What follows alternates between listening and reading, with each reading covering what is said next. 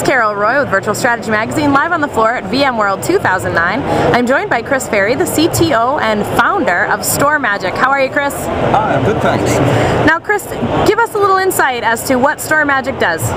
Okay, what we do is we produce a storage virtual appliance. What that is a nice little storage appliance, but instead of running on external hardware, it runs in a virtual machine. The value proposition here is it can take the internal storage in your servers, virtualize it, export it back to ESX as iSCSI storage, and give you a virtual SAN without needing to buy any external shared storage.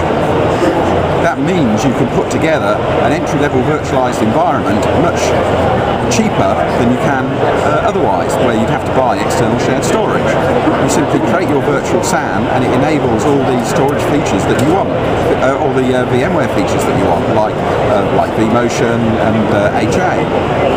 We've also made it very, very simple to use. All the management is done from a vCenter plugin. So you simply open up vCenter and you see a StoreMagic tab, and from that you can just provision your storage. So Chris, who would you say is the best candidate for your product? We're particularly aiming at SMBs, so that's why we made it very easy to use. And it's going to appeal to the SMB that's maybe just starting in virtualization, creating a small virtualized environment, or possibly a point of sale system, something like that.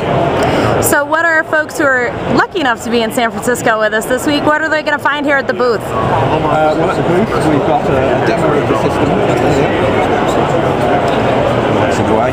That's okay. We've basically got a couple of Intel servers that are running ESX. Our software's on there providing storage virtual appliances, and then we've got the management through the plugin, which you can see on that screen over